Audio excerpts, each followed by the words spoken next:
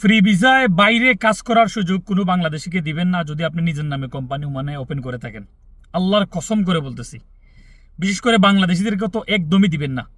আপনারা আমার ভাই, আপনারা যদি বড় হন আমার কোনো সমস্যা নেই, আপনাদের ক্ষতি হলেও আপনারাই সেটা দেখবেন, এখানে আমার কোনো কিছু নাই। কিন্তু আমার বাস্তব অভিজ্ঞতা থেকে বলতেছি, আমি মুসা একটা কোম্পানি মেনটেনিং এর জন্য একটা লোকের পতাকা লাগানো, এ টু জেড এমন কোনো একটা ওয়ার্ক নাই যে জিনিসটা সম্পর্কে অবগত না, স্পেশালি মিনিস্ট্রি অফ ওমানে, সালতানাত অফ ওমানে, যেহেতু এই দেশগুলোতে অবস্থান করতেছি দীর্ঘদিন যাবৎ, এবং কোম্পানিও আলহামদুলিল্লাহ 2-5 বছর ধরে আমি রানিং করতেছি নিজের কোম্পানি, তো সেক্ষেত্রে সব ধরনের অভিজ্ঞতা আছে।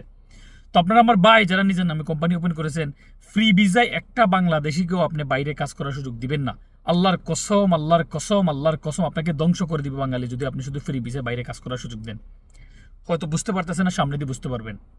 তার বেশ কিছু কারণ রয়েছে। বাংলাদেশিরা ফ্রি ভিসা যখন আপনার থেকে নিবে, তখন এরা ফ্রিডম এবং নিজেকে হয় প্রধানমন্ত্রী ভাববে, না হলে কি একটা ভাববে, এটা আপনি চিন্তাও করতে পারবেন, আপনি দেওয়ার পর বুঝতে পারবেন। নাম্বার 2 হচ্ছে বর্তমান ওমানের যে নিয়মকানুন পরিবর্তন হচ্ছে, যেখানে সেখানে দললে জরিমানা, ব্যাংক কার্ডের মধ্যে স্যালারি না দিলে সমস্যা, নানান ধরনের জটিলতা আছে যেগুলো আপনাকে আপনার বুনার স্বপ্ন, আপনার যেই স্বপ্ন লালন পালন করতেছেন বড় হওয়ার, নিজের নামে কোম্পানি খুলতেছেন, বড় একটা স্বপ্ন দেখতেছেন, নিজের জীবনে একটা কোনো কিছু করবেন, আপনার জীবনটা ধ্বংস করে দিবে এরা, আপনার জীবনকে ধ্বংস করে দিবে ভাই। আপনাদের আল্লাহর দোহাই লাগে, আপনারা যারা নিজের নামে কোম্পানি খুলেছেন বাইরে কোনো বাংলাদেশিদেরকে কাজ করার সুযোগ দিবেন না।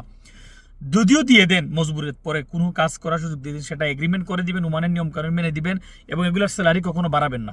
হাজার ফায়েজও ধরে আপনাকে আব্বা বলে তারপরে স্যালারি ট্যালারি বাড়াবেন না। আমি এটার বাস্তব কিছু অভিজ্ঞতা নিয়ে আপনাদেরকে ভিডিও আসতেছে সামনে দিয়ে ধীরে ধীরে, আমি সম্পূর্ণ ভিডিও রেডি করছি, এখনও দিতে পারতেছি কিন্তু দিচ্ছি না। আমি কিছু নিয়ম কানুনের কিছু ব্যাপার স্যাপার আছে, এগুলো হওয়ার পর আমি আপনাদেরকে দেবো, আপনারা জানতে পারবেন একটা ভয়াবহ সত্যতা, যে বাংলাদেশিরা কিভাবে বাংলাদেশি তরুণ উদ্যোক্তাদেরকে ধ্বংস করে দিচ্ছে ফ্রি ভিসা নামক ভয়ঙ্কর ফ্রি ভিসা আপনাদেরকে কিনে। বর্তমানে ওমানে বাংলাদেশিদেরকে এত পরিমাণ বিভ্রান্তি, এত পরিমাণ মুসিবত, এত পরিমাণ ঝামেলা ফালাচ্ছে, এটা কল্পনাও করতে পারবেন না।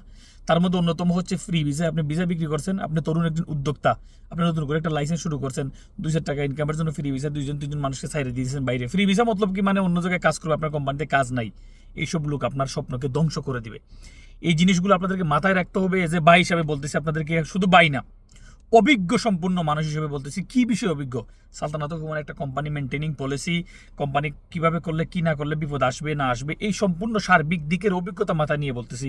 আপনাদেরকে ধ্বংস করে দিবে যদি আপনার কোনো বাংলাদেশিদেরকে ফ্রি ভিসায় বাইরে কাজ করার সুযোগ দেন বর্তমান সময়ে এসে, সালতানাত অফ ওমানে 2025 সালে। তো অনুরোধ থাকবে, যারা নিজের নামে কোম্পানি খুলেছেন, নতুন স্বপ্ন নিয়ে, জীবনে কোনো কিছু করার প্ল্যান করে, জীবনে কোনো কিছুর পরিকল্পনা করে, বড় স্বপ্ন নিয়ে, তারা বাইরে কাজ করার কাউকে সুযোগ দিবেন না। ধন্যবাদ।